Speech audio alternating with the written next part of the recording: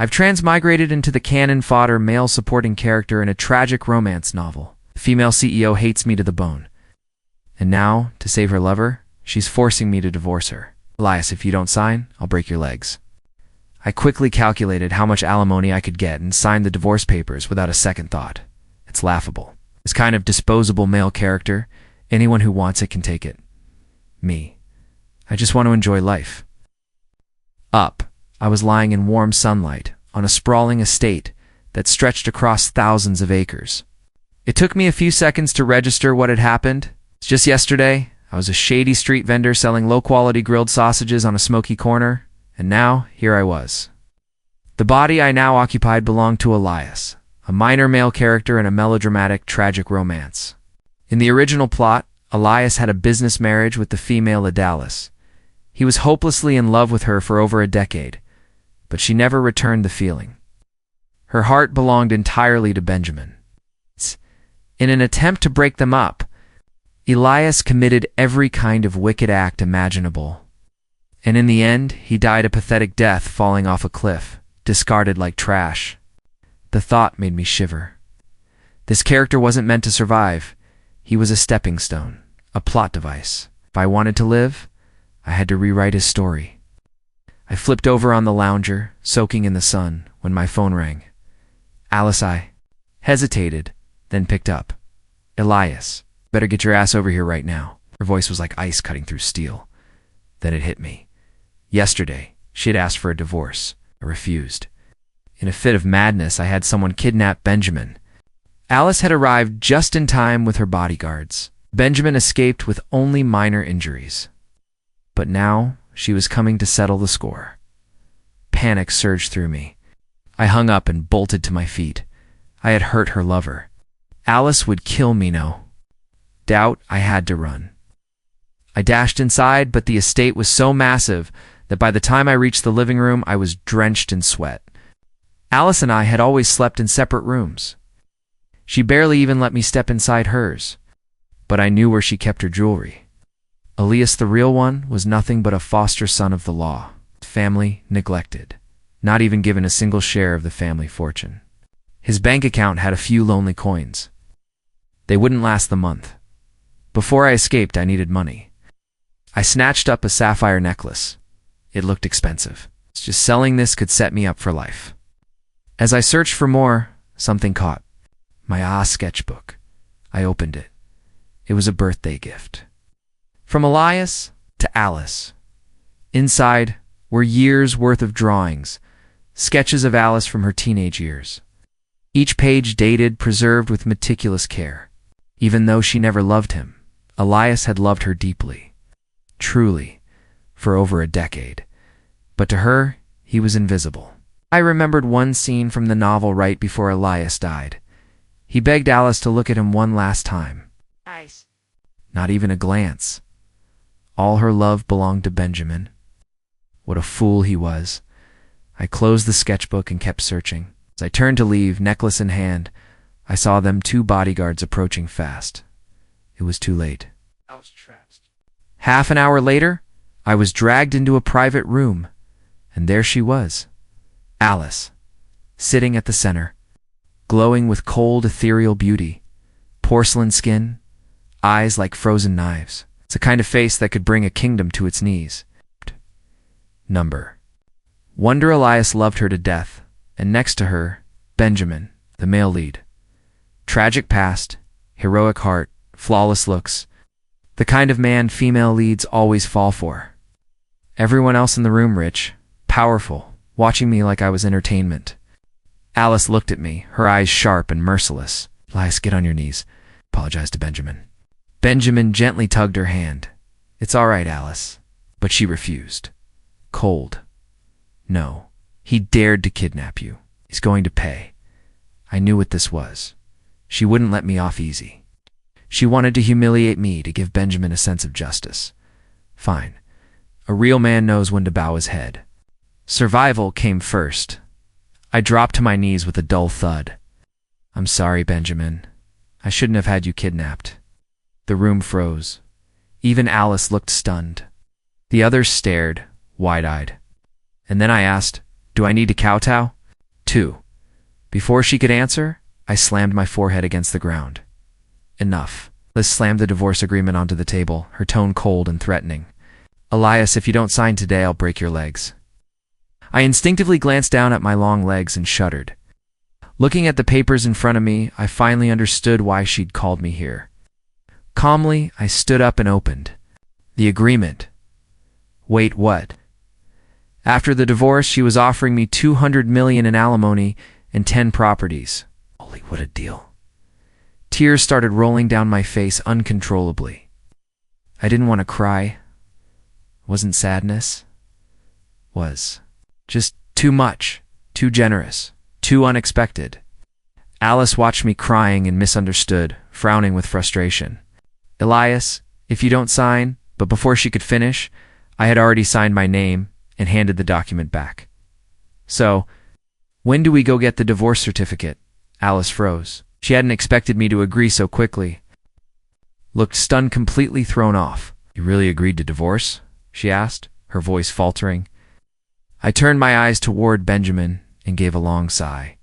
Your lover is back. I'm just being kind and helping you to out, although. Clearly surprised, Alice didn't overthink it. For her, the divorce was all that mattered. We decided to finalize everything the next morning. As I walked out of the club, I couldn't help but open the agreement against to count the zeros. So much money? In real life, even if I sold? Starch sausages non-stop, day and night. I'd never earned this much.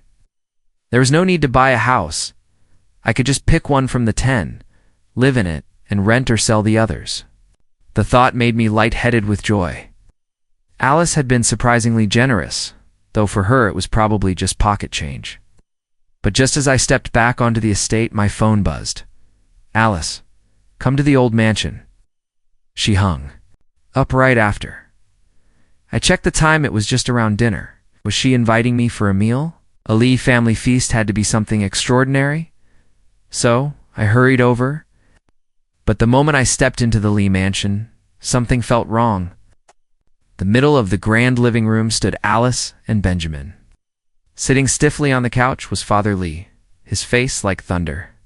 He must have found out Alice was divorcing me for Benjamin and he wasn't taking it well. Benjamin cast a glance at me, then turned to Father Lee and said confidently, Uncle Lee, some things just can't be forced. Alice is already carrying. My child, I hope you'll support us.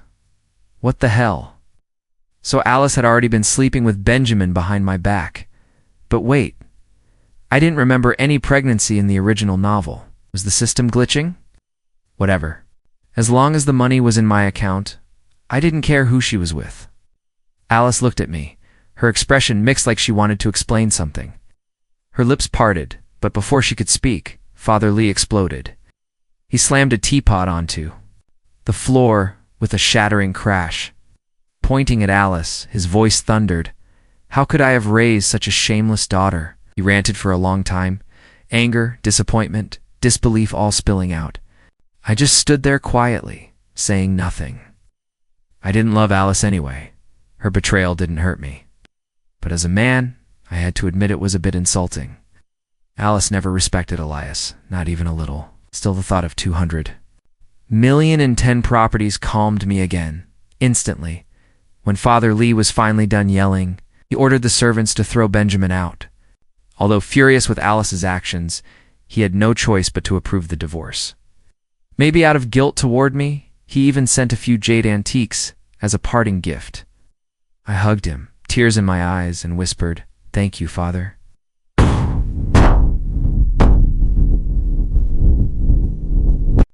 Next morning, Alice and I went to finalize the divorce. As soon as I stepped out of the car, I saw him, Benjamin. Well, if you hadn't had me kidnapped last time, Alice wouldn't have suspected you. I nearly laughed from the frustration. All right. You. I waved him off. I couldn't be bothered with that clown anymore. I turned to Alice. Let's go. No more delays. I've got alimony to collect. Today, the Civil Affairs Bureau was packed. It took ages before it was finally our turn, but eventually we got it. Divorce certificate, signed and sealed. Now the money transferred. The house settled. Bro was officially free. I was smiling from ear to ear. Now I was going to live the good life, eat well, sleep soundly, and enjoy every second. Alice noticed the grin on my face. Elias, what are you smiling about?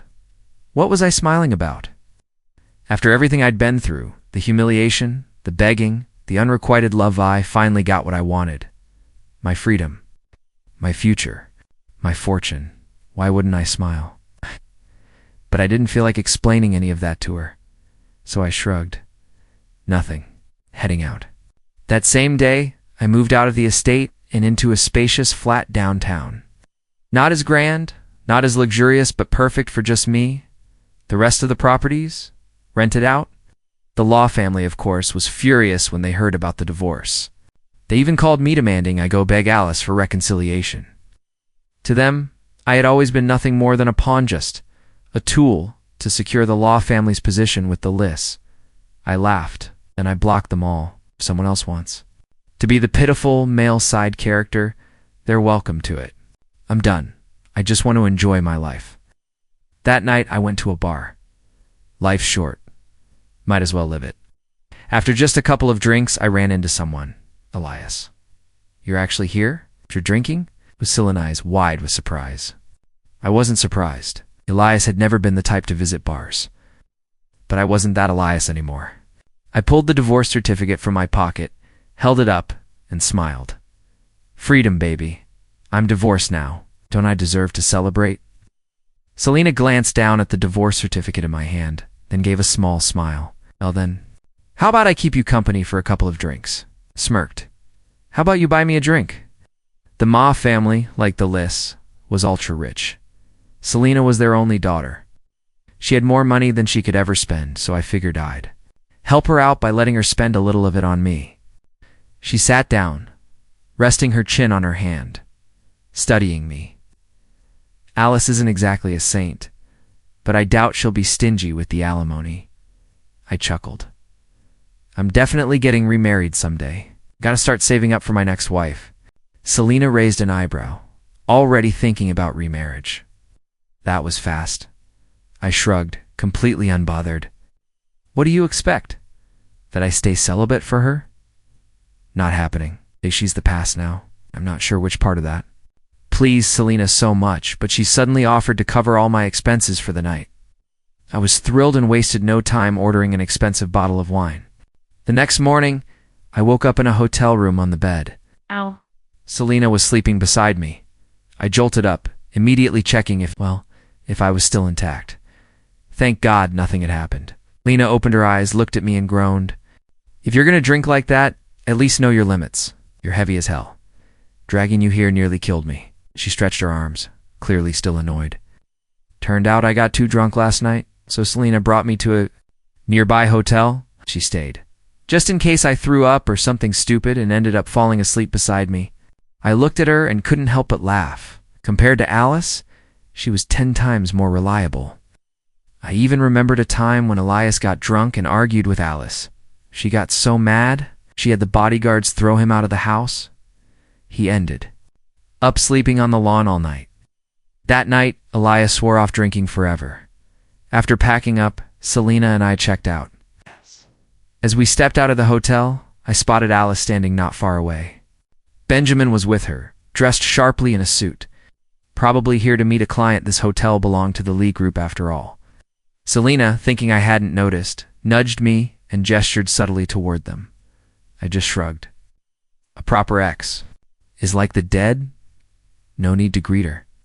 After all, I was just a side character, not even in the same league as the main couple. Best to stay out of their way. Still, Alice's eyes lingered on me. She whispered something to Benjamin, and his expression darkened. But in the end, he left alone. Then Alice started walking toward me, her face clouded with anger. I need to talk to you, she said, her tone tight. Before I could say a word, Selena stepped in. I'll wait for you in the car, she said calmly, then turned and walked off toward the lot. What is an eyebrow? What is it, Lee? Alice's gaze sharpened. What's going on between you and Selena? I almost laughed. She was my ex. What right did she have to ask me that? I responded lazily. Whatever you think it is. That's what it is. Maybe it was my new attitude, detached, unbothered, but she seemed caught off guard. She hesitated for a second, then said quietly, "I'm not pregnant." I paused. So, Benjamin must have lied. Used the fake pregnancy to pressure the Lee family into approving our divorce. But honestly, didn't matter. Pregnant or not, her heart was always with Benjamin. That was never going to change, I said flatly. Well, then you should get started. Focus on getting pregnant with his child now. Alice blinked, stunned. What did you say? I couldn't help but laugh. I mean, come on, an ex-husband, as generous as me. That's rare. What exactly was she still so upset about? Just wishing you to the best, I said, voice light. You've always wanted to be with Benjamin. Now you finally got your chance. She fell silent. I figured we were done. So I turned to leave, but then she stopped me. Elias. I looked back. What now? My voice wasn't irritated, but it wasn't warm either. I was done with this conversation. Alice studied me, something unreadable. In her expression, I'll drive you home.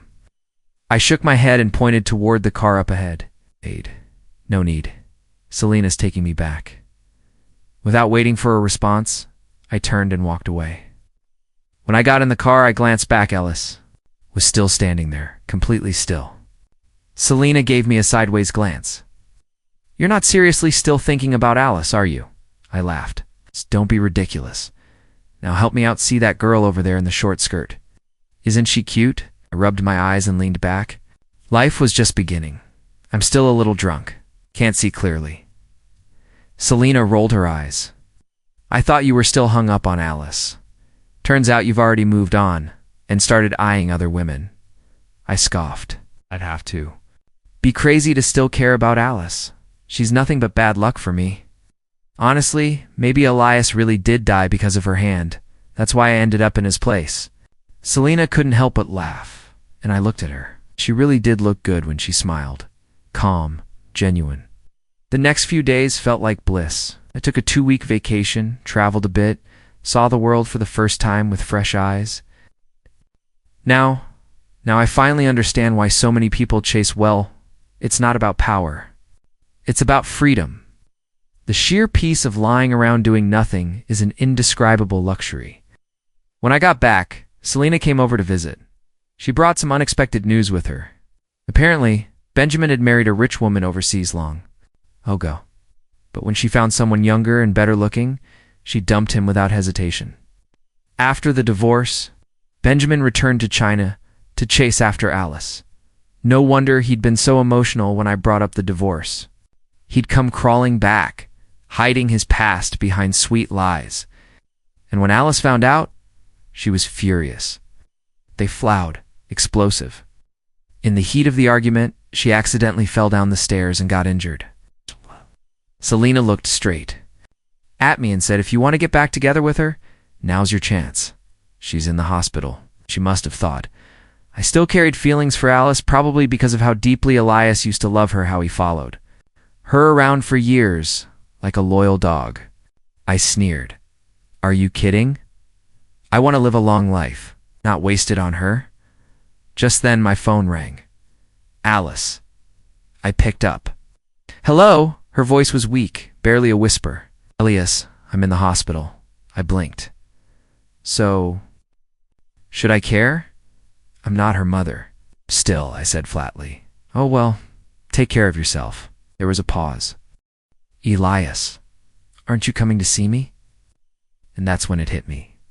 2 years ago, when Alice had gotten into a car accident, Elias had rushed to the hospital and cared for her like a full-time nurse. Day and night he stayed by her side despite being treated like trash the entire time. Now she was calling me, expecting I'd do the same. Not a chance. We're divorced, I said coldly. There's no reason for us to stay in touch. And I'm definitely not coming to visit you. That's all, I'm hanging up. Click. As I put the phone down, I noticed Selena watching me quietly. You said you'd take me out for a meal.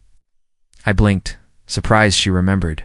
I'd said that casually, never expecting her to hold me to it. Fine, I sighed. I'll buy groceries. Let's eat at home. Selena raised an eyebrow.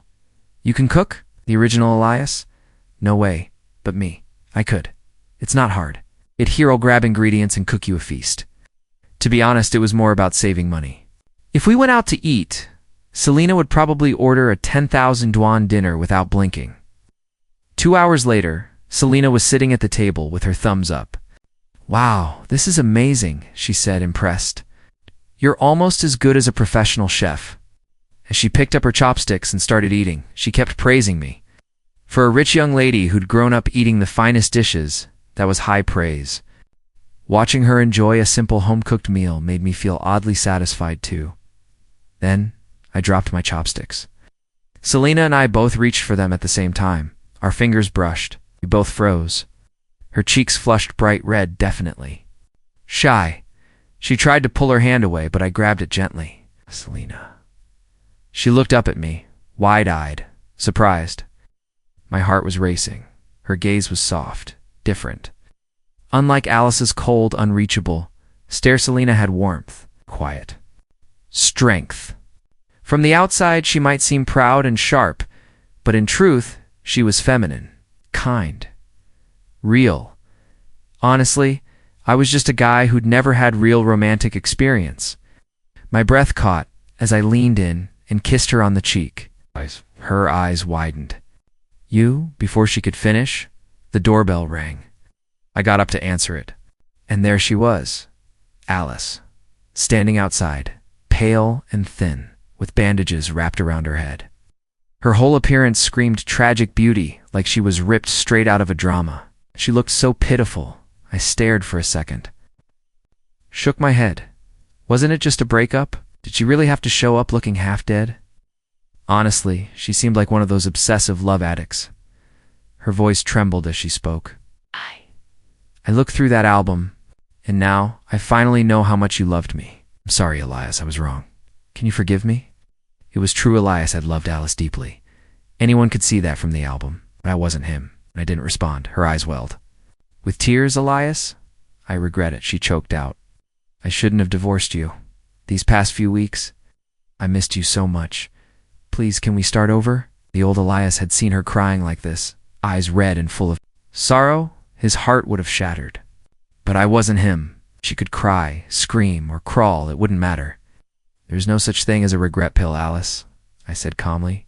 We're done. Panic flickered in her eyes. No, I don't believe that. I know. Before she could finish, Selena stepped beside me and wrapped her arms around my waist. Elias, she said sweetly, those roasted ribs you made were so good. I smiled at her. Glad you liked them. Then Selena turned to Alice, her expression playful but sharp. Or something else, Miss Lee? A guest comes over, and you don't even invite her to sit. Alice went pale, visibly shaken. She stared at me, her eyes full of pain, and then, without another word, turned and ran off. Watching her back as she left, I couldn't help but think, so this is what it looks like when the mighty female lead falls from grace. Life really does come full circle. Selena pinched my waist, pouting. What was that look on your face? You kissed me earlier, are you trying to ghost me now? Snapping out of it, I gently ruffled her hair. What? Are you saying, I'm the one scared you'll ditch me? Her cheeks turned bright red, and the next second, she threw herself into my arms. I held her close. She was soft, warm, comforting. After we officially became a couple, Selena took me to meet her parents, knowing her dad had a heart condition. I brought along some health supplements. Her family welcomed me with open arms. They didn't care that I was a divorcee. In fact, they even asked when we planned to marry, since Selena wasn't exactly young anymore. I smiled, took Selena's hand, and said, next month. Her parents beamed with joy, repeating how perfect we were together. After chatting for a while, they headed upstairs to rest. Selena turned to me with wide eyes. You told my parents we're getting married next month.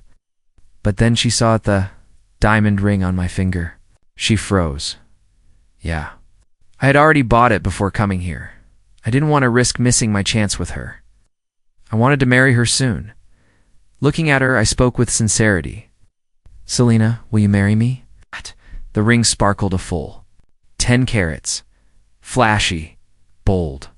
I might be stingy in other things, but not when it comes to the woman I love. Tears rolled down her cheeks. Moved, overwhelmed. I smiled and reached to wipe them, but she slapped my hand away. "Don't wipe my tears," she said, voice shaking. "Hurry up and put the ring on me." I laughed softly. She really thought I'd back out. I slid the ring onto her finger, and she leapt into my arms. I hugged her back tightly, knowing I'd made the right choice. With the wedding only a few weeks away, things got busy fast.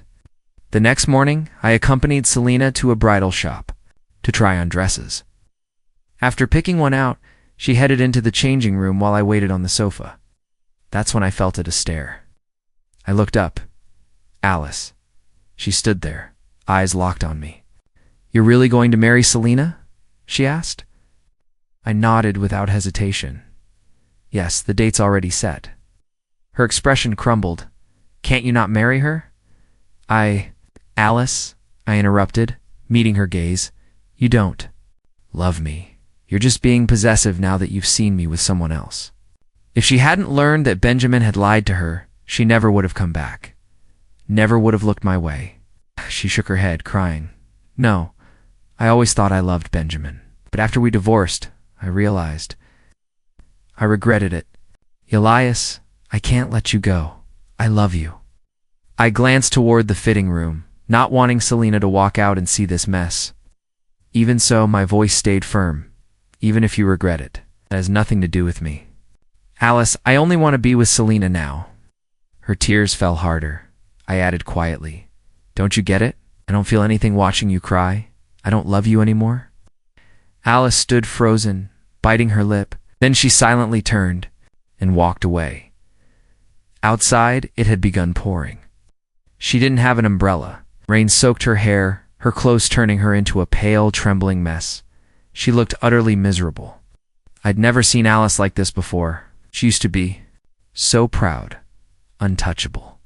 But as I watched her disappear into the storm, I felt nothing. Then Selena stepped out of the dressing room in her gown, and for a second, the world froze. She looked stunning, radiant. "Like a dream, sweetheart. You look beautiful, captivating," I whispered.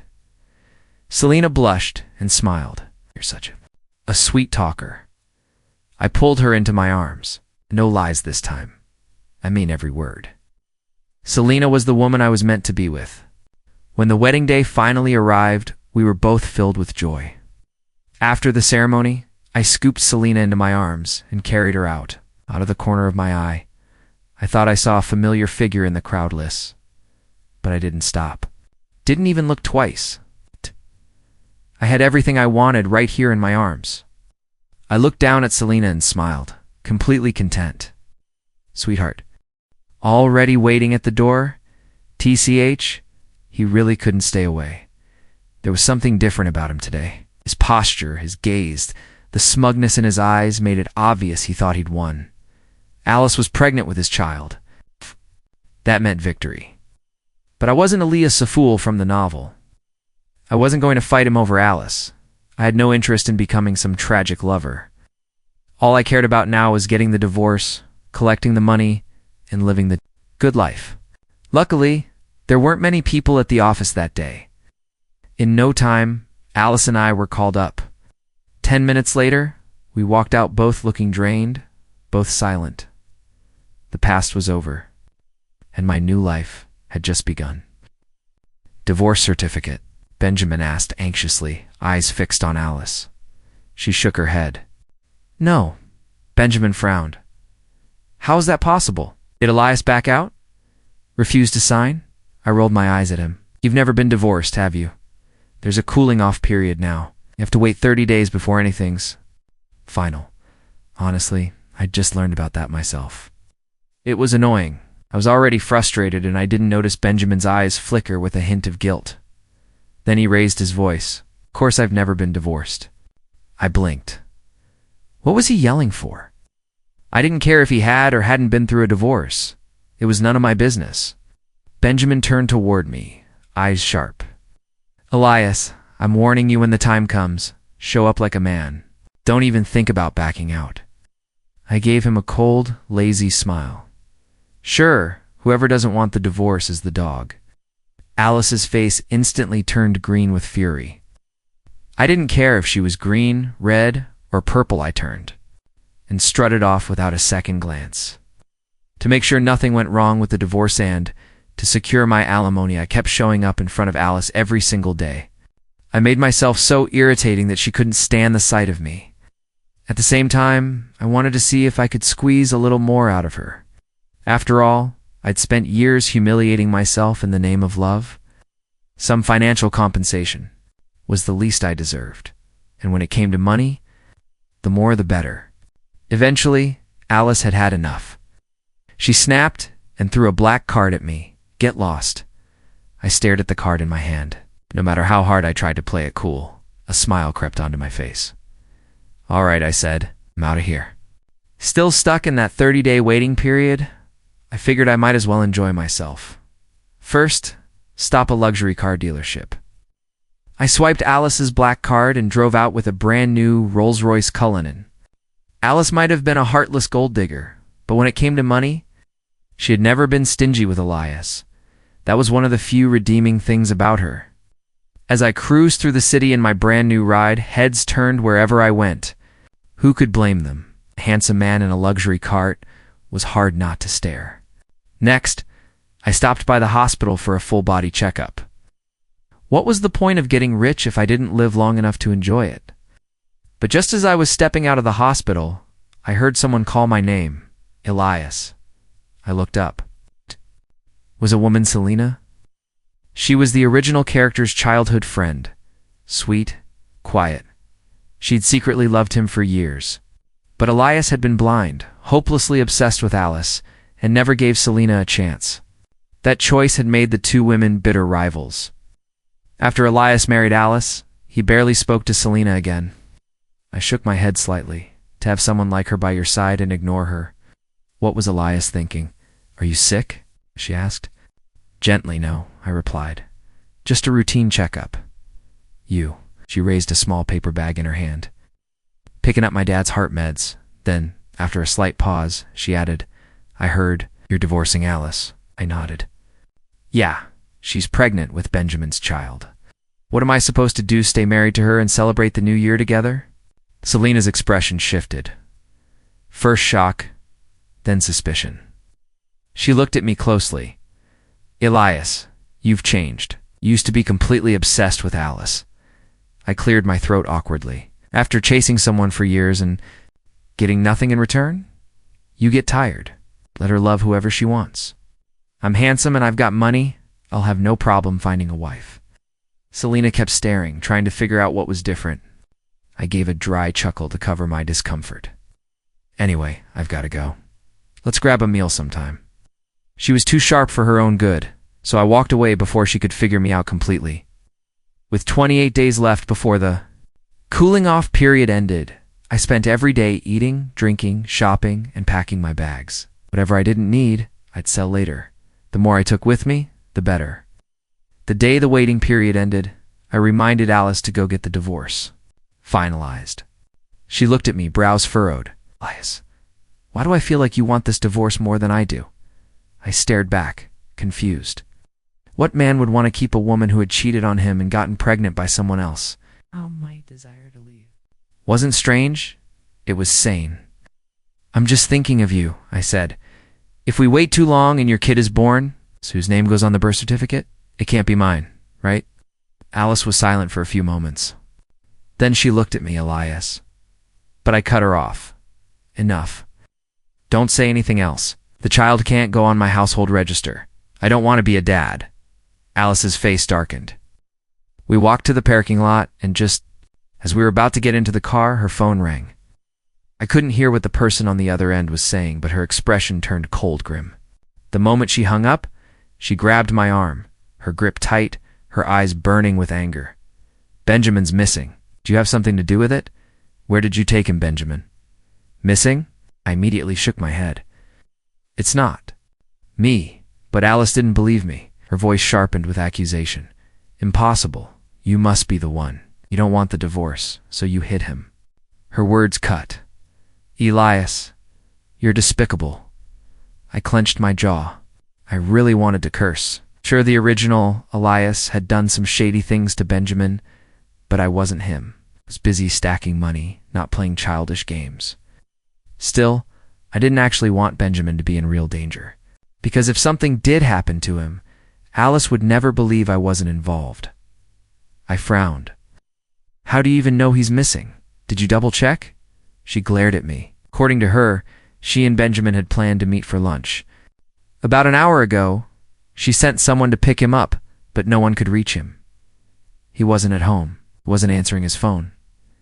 I thought for a moment and said, "Take me to his place. Maybe we'll find something there." Alice stared at me hard. "Elias, if anything happens to Benjamin, I won't let you off the hook."